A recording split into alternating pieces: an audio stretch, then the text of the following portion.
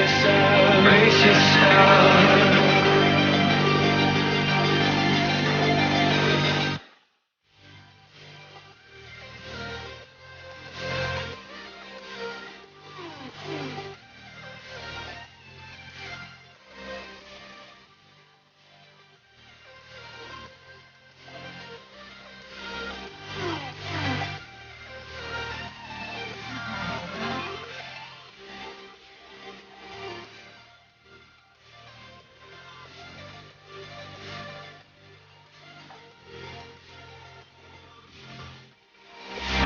El operador del transmisor sónico miró por encima del hombro al piloto y copiloto del helicóptero. El tipo grande nos sigue como un perro entrenado, comentó lejos, y detrás de ellos, el titán conocido como Godzilla continuó pisoteando el agua, su cara de reptil volteada hacia el helicóptero. Ese perro entrenado acaba de nivelar a Hokkaido y destruyó todo lo que pudimos arrojarle.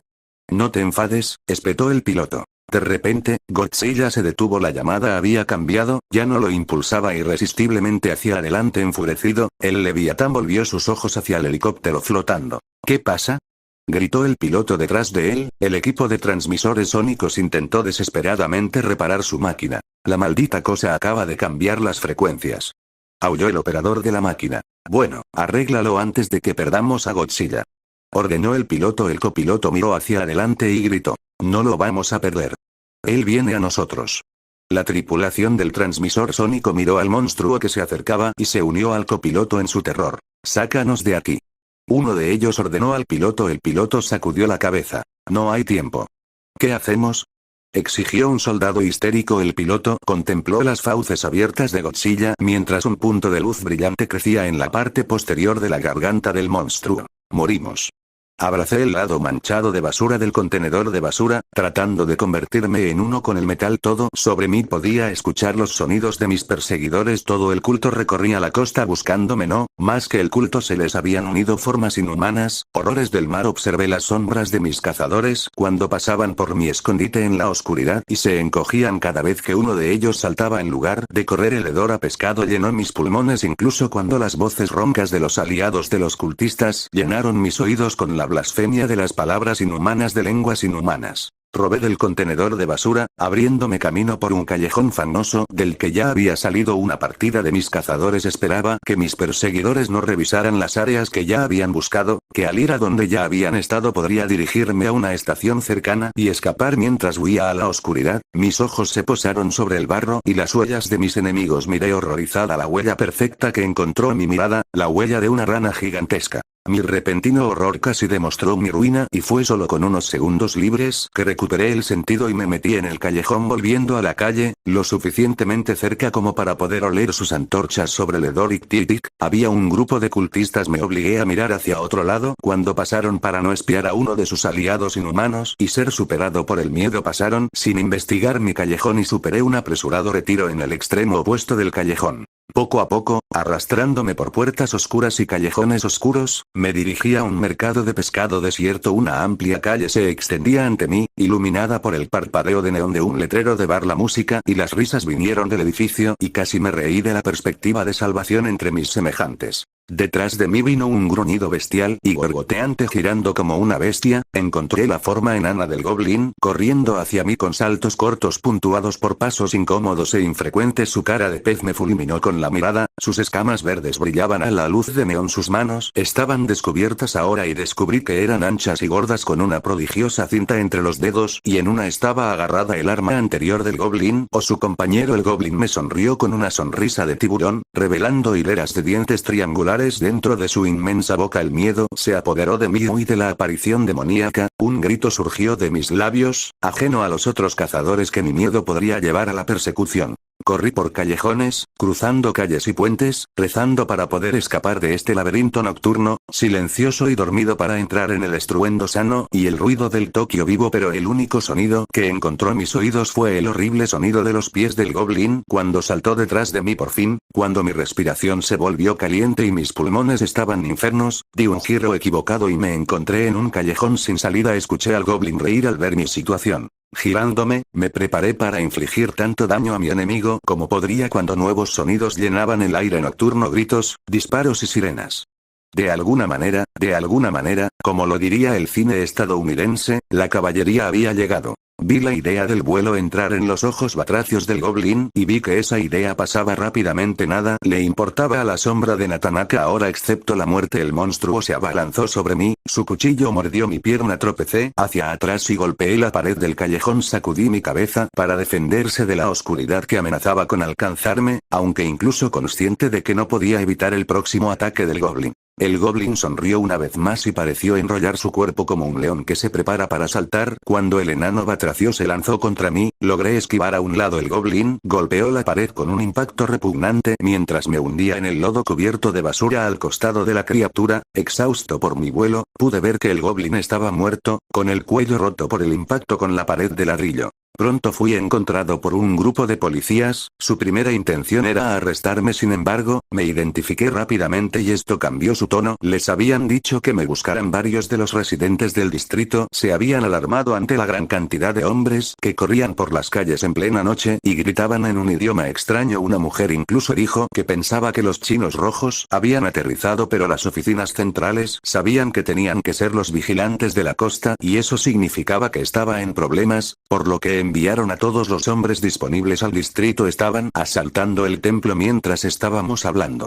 A pesar de mis heridas, exigí que me llevaran al templo y ninguno de los oficiales se atrevió a rechazarme en esto. Pronto, me paré frente al inspector jefe Minzo, mi superior. Frente al templo del culto supervisaba la carga de varios cientos de prisioneros en varios autobuses policiales. Decenas de cultistas heridos gemían de dolor donde yacían en la calle. Docenas más estaban cubiertas por lonas detrás de nosotros. Los bomberos intentaron apagar las llamas que amenazaban con engullir el templo. Parecía una zona de guerra. ¿Natanaka?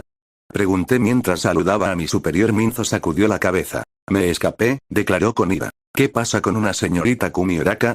El inspector Minzo me miró perplejo. Estaba a punto de explicar la pregunta cuando vi 3 cuerpos siendo retirados del templo. Conocí a Kadakara Tomei de Masa, Kenji Odakai, con la cara congelada en agonía, Kumioraka, con la garganta cortada de oreja a oreja.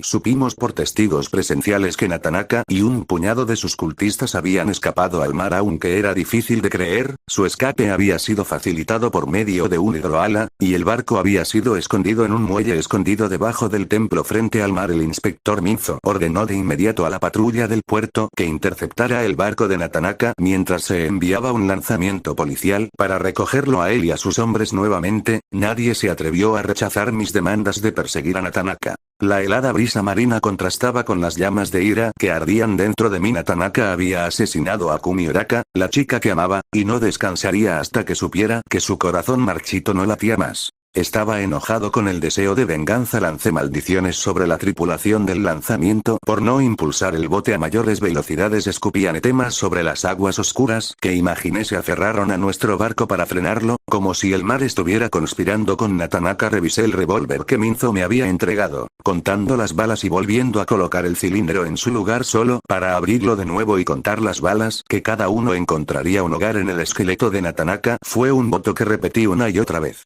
Más adelante había luces sobre las aguas oscuras. Pude ver las lanchas patrulleras del puerto habían bloqueado el hidroala de Natanaka, evitando que llegara al mar abierto. Lloré de alegría mientras los lanzamientos avanzaban lentamente sobre la nave del sumo sacerdote. Pero el demonio todavía tenía cartas que no había jugado. Pude ver a Natanaka de pie en la cubierta de su barco, con su túnica verde azotando sobre él en una brisa que se había convertido en un viento. En sus manos en forma de garra había una esfera de negro azabache, una sustancia parecida al alquitrán que se retorcía en sus manos con vida propia y que el viento del mar nos traía. Era el encantamiento del mago, su atractivo para las fuerzas malsanas de los eones prehistóricos.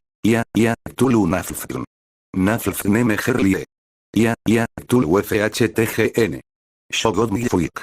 Luego el viento se apagó y hubo un silencio perfecto, un silencio de expectación escalofriante y aterrador. El silencio antes de la tormenta. Las aguas no hervían ni se agitaban, simplemente se escaparon cuando la cosa salió a la superficie. Dios. Pensar que tal cosa es desconocida e incuestionable a la sombra de Tokio, durmiendo en las aguas donde fueron atrapados los mismos peces que comimos. Fue enorme. Una gran extensión negra de falta de forma que lucha por tomar forma, un usurpador negro azabache de las aguas que rodean los barcos de Natanaka y la patrulla del puerto. Las luces del barco iluminaban el horror que el hechicero había convocado y sobre su superficie negra vi ojos y bocas de todos los tamaños abriéndose y cerrándose, sus movimientos alteraron sus formas. Vi como el horror negro crecía en manos, garras y tentáculos de oscuridad solo para absorberlos de nuevo en su sustancia caótica. Fue una pesadilla proteica, una gota de locura tan grande como varias cuadras de la ciudad. Pero lo peor de todo es que de su siempre cambiante legión de bocas surgió un coro horrible, líquido y chapoteante que repitió el encantamiento gutural de Akira Natanaka. Desde entonces he aprendido que el monstruo era un Shogot, un horror tan mal que incluso el autor de la maldita 3 veces condenado Necronomicon, el árabe loco Abdul al-Afred, insistió desesperadamente que su clase había sido exterminado de la Tierra. Habían sido creados en la prehistoria de la Tierra por los alienígenas Elder Things como una raza de esclavos, pero sus creaciones evolucionaron más allá de sus expectativas y los Shogot destruyeron el imperio de sus amos cuando soltaron las cadenas de la servidumbre. Ahora, una de estas cosas había respondido a la llamada del ojo desvelador. El Shogot atacó los lanzamientos en silencio, solo los gritos de sus víctimas marcaron el aire nocturno. Algunos botes se absorbieron por sí mismos, como si una gran mano hubiera agarrado el barco desde abajo y lo empujara debajo de la superficie negra. Otros lo rodearon con grandes olas de su sustancia solo para traer todas las olas rompiendo hacia adentro en el último instante, destruyendo la nave atrapada. Otros más se separaron con tentáculos de negrura cargados de ojos y bocas, arrastrando a hombres gritando. A su masa negra devoró un bote con una boca titánica que tenía muchos metros de diámetro, pero el hidroala de Natanaka atravesó su forma hirviente para permanecer ileso en las aguas más allá de los barcos de la policía que perecían cuando el último de los lanzamientos fue absorbido por el cuerpo escamoso del Shogot. El barco de Natanaka aceleró en el horizonte ilimitado del Pacífico. Todavía estaba mirando su barco en retirada cuando una voz frenética gritó en mi oído. Todavía no sé quién lo dijo, tal vez lo hice, pero se hizo la observación. El Shogot venía por nosotros. De repente, nuestro lanzamiento fue inundado por una ola tremenda, cuando una forma gigantesca emergió de las aguas profundas de nuestro estribor. Nuestros víctores fueron ahogados por el poderoso rugido del monstruo. Cuando el titán reptil miró con desaprobación al Shogot, incluso cuando el horror se deslizó por las olas aplaudimos cuando Godzilla nadó hacia adelante para enfrentarse a la abominación sin forma de la blasfemia prehistórica. Antes del horror alienígena de los Shogot, Godzilla era el menor de los males y rezamos por su victoria. Es decir, aquellos a quienes la vista del Shogot les había dejado cuerdos.